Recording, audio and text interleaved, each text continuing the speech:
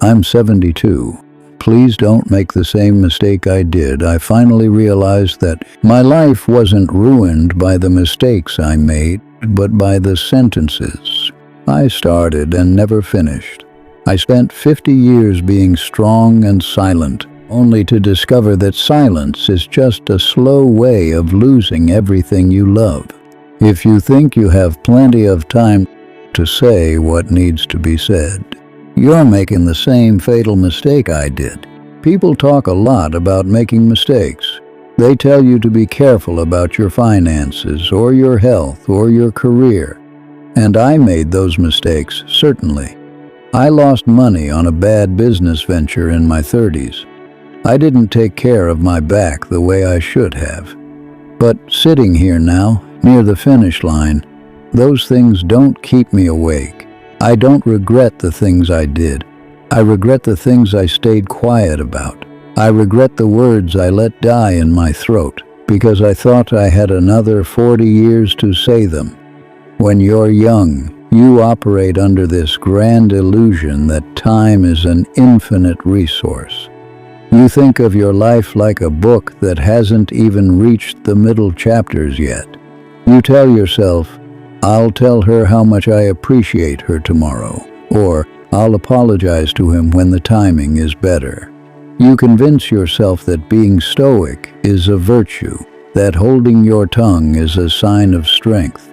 But looking back from 72, I can tell you that silence isn't strength. Most of the time, it's just cowardice dressed up as patience. I remember my father's funeral. I was 42. He was a hard man, a man of few words himself, and we had a complicated, distance-filled relationship. I spent years waiting for him to make the first move, to say he was proud of me. And because he didn't, I didn't say it to him either.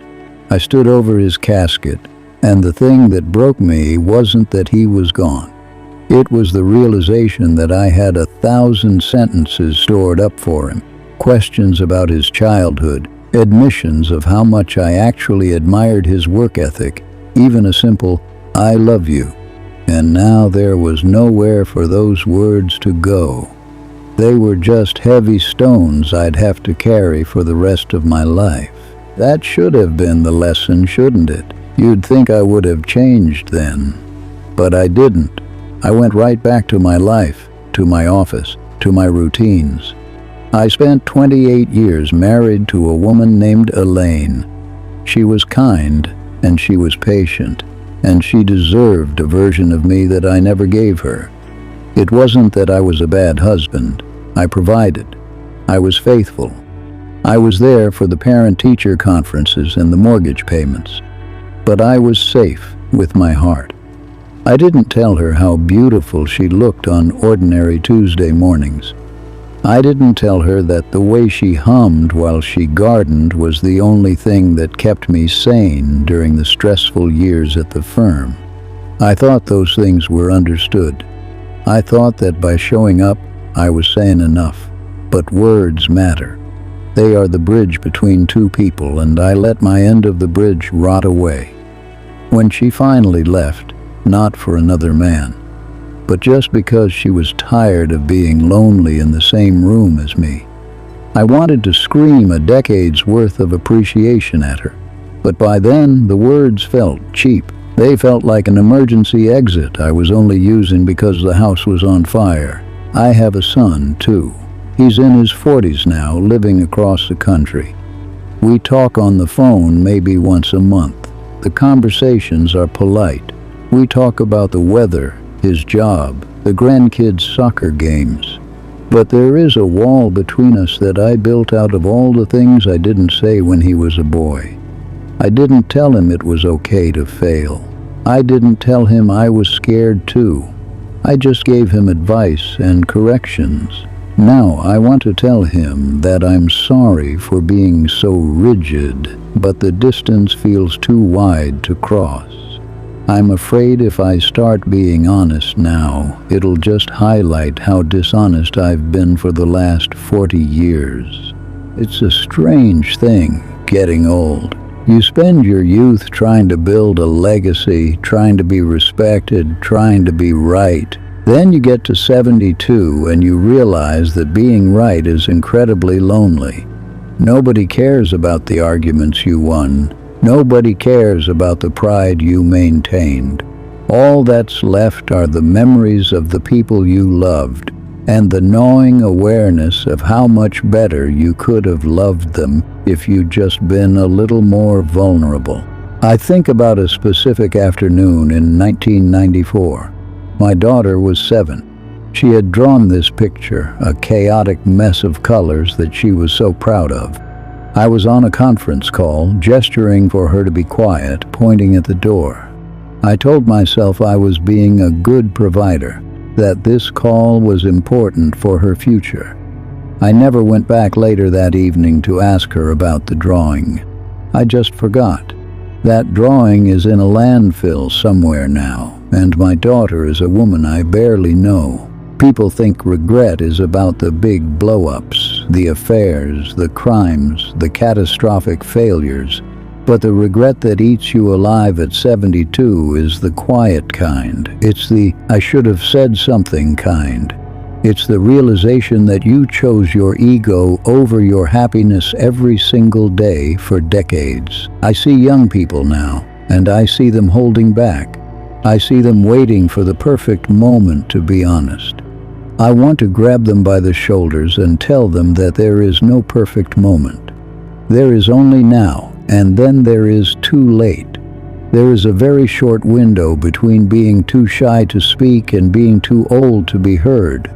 I'm tired most days now. My circle has shrunk.